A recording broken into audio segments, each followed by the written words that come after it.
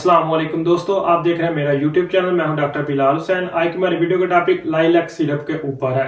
Lilac syrup को इस्तेमाल करने के बावजूद भी आपकी कब्ज का मसला हल नहीं हो रहा। लाइलैक सिरप को कितनी मिकदार में इस्तेमाल करना चाहिए, लाइलैक सिरप के साथ कौन कौन सी चीजों को फॉलो करना चाहिए, तो ये चंद मोटे मोटे सवाल है जिनके जवाब आज की वीडियो में देने की कोशिश करूंगा।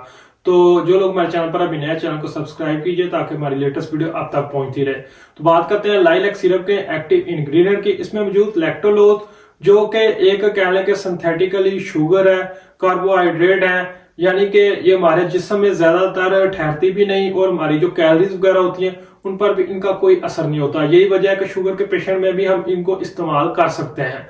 वैसे तो इसका जायका बहुत ज्यादा मीठा होता है, जिसकी वजह से अक्सर लोग ये क्वेश्चन करते हैं कि शुगर के पेशेंट में लाइलैक सिरप को इस्तेमाल करना चाहिए या नहीं, तो उनमें हम इसको इस्तेमाल कर सकते हैं। तो बात करते हैं लाइलैक सिरप किस तरह से काम करता है। तो आसान अल्फाज में आपको बताता जाऊं कि लाइलैक सिरप हमारी इंटेस्टाइन और इसके करीब जितने भी आर्गन होते हैं उनमें जो पानी की मिकदार होती है उनको इंटेस्टाइन की तरफ मूव करवाता है।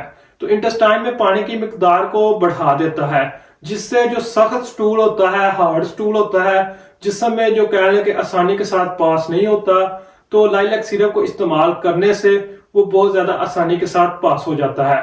क्योंकि लाइलैक सिरप में जो शुगर वगैरह होती है वो कहने के छोटे छोटे पार्टिकल में इंटेस्टाइन में इकट्ठे हो जाते हैं और पानी की मिकदार बढ़ाने में मदद करते हैं। अब बात करते हैं लाइलैक सिरप के यूजेस की। जैसा कि आप जानते हैं इसको कॉन्स्टिपेशन की हर तरह की किस्म में हम इस्तेमाल कर सकते हैं। इस तरह मुख्तलिफ किस्म के जो सर्जिकल प्रोसीजर होते हैं उनसे पहले पेट की सफाई अगर करनी हो तो उनमें भी हम इसको इस्तेमाल कर सकते हैं।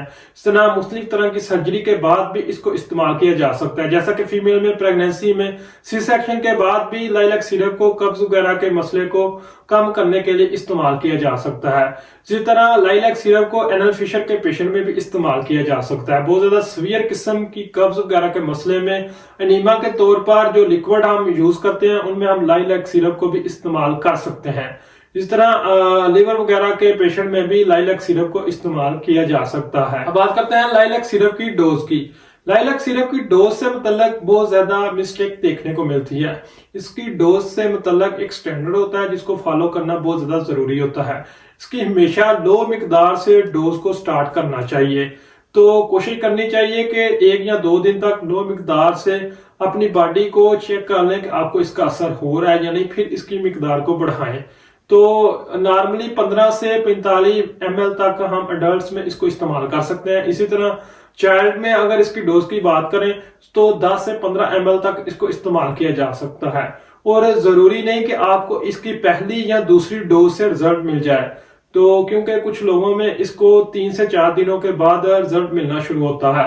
और साथ में कोशिश करें अपनी लाइफस्टाइल को चेंज करें, पानी की मिकदार ज्यादा से ज्यादा इनटेक करें, फैट वगैरह का इस्तेमाल कम से कम करें, फाइबर का इस्तेमाल बहुत ज्यादा करें, फाइबर वाली गुज़ा को बहुत ज्यादा कहने के फॉलो करें, तो फिर आपको इसका बहुत ही तेजी के साथ अच्छा रिजल्ट मिलेगा। लाइलैक सिरप के अगर साइड इफेक्ट की बात करें तो ज्यादा मिकदार में लाइलैक सिरप को इस्तेमाल करने से डायरिया वगैरह का मसला हो सकता है। इस तरह इंटेस्टाइन क्रैम्प पड़ सकते हैं और एब्डोमिनल डिस्कम्फर्ट वगैरह का मसला हो सकता है। उम्मीद करता हूँ आज की वीडियो आपको पसंद आई होगी। वीडियो को लाइक कीजिए, चैनल को सब्सक्राइब कीजिए। शुक्रिया।